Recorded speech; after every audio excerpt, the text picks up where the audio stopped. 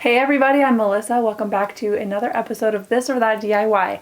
It's been a while since I've done one of these, but they're basically a series where I compare and contrast different materials, different products for DIY related things. And in this episode, we're going to talk about paintbrushes, paint rollers, and painting tools. I'm not a professional painter, I'm a DIYer, but in all of my projects, I've really learned a lot, and I want to share that knowledge with you today. The first question of size for paint rollers. What size roller should I use? The most common being a 9-inch for painting walls, but I actually love mini rollers in a 4-inch or a 6-inch to get around hard to reach places like windows, cabinets, etc.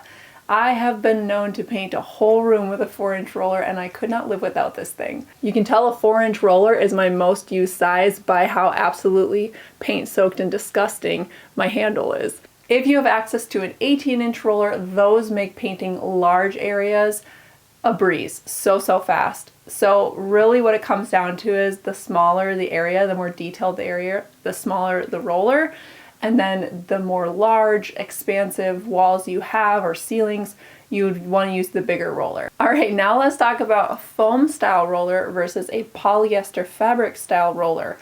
These could not be more different. This is a 1/2-inch nap and this is it's just foam and it's so flat.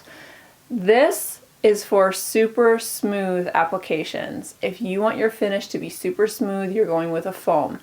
And if your finish is already smooth, you're probably going to go with a foam. So I would use something like this if I was maybe painting IKEA furniture, applying polyacrylic, or painting like a primer over a semi-gloss or gloss surface. Okay, so this puts on a really thin coat of whatever you're applying. The foam roller, I feel like, doesn't have super opaque coverage. So if you're using like a foam roller with a 1-coat coverage paint, you're probably not going to get 1-coat coverage. What's crazy to me is that this foam tray says that these are for smooth, semi-smooth, and semi-rough surfaces. I would never use one of these on a semi-rough surface.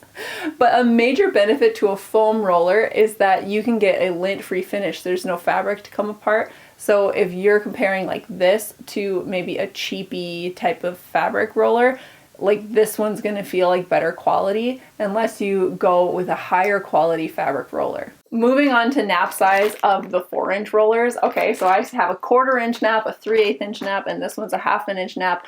The nap is the length, right? So a 1/4-inch, it's only a 1/4-inch long fibers up to a 1/2-inch. You can see this is all fuzzy. So the difference here is, again, smooth to medium to like really rough.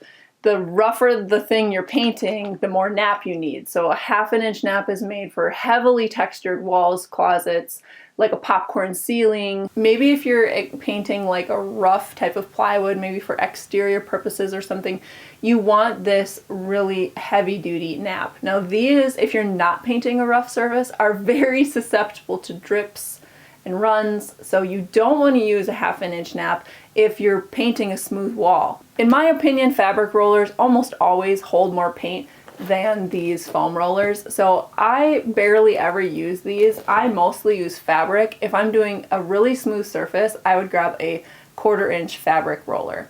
But the winner, and you can see that there is only one left in this bag, it's because this is the nap I use most of the time. It's just a very versatile length 3/8-inch nap. Can cover all kinds of surfaces. It says it's for smooth surfaces, but I've even used this on rougher surfaces, and it gives you a really nice finish, and it holds a lot of paint. You know, the shorter the nap, the less paint it holds, so the 3/8-inch is kind of the best of both worlds, and it's a happy medium for me. So if I was buying rollers in preparation of painting a regular room with semi-textured walls, I would generally grab a 3/8-inch nap 9-inch roller. Now let's move on to brushes. I would never recommend you buy anything other than a polyester bristle brush.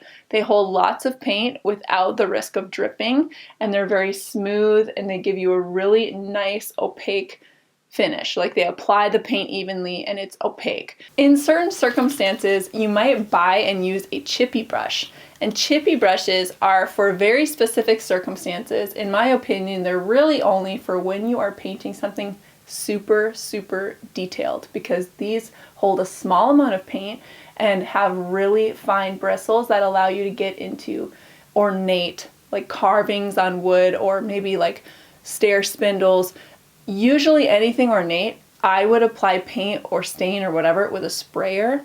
So that's why I pretty much never use chippy brushes, but if you don't have a paint sprayer, you could use these. Chippy brushes are really inexpensive, so I know a lot of people also use these for glues and adhesives to spread them out, and then they're one-time use, they just chuck them in the trash.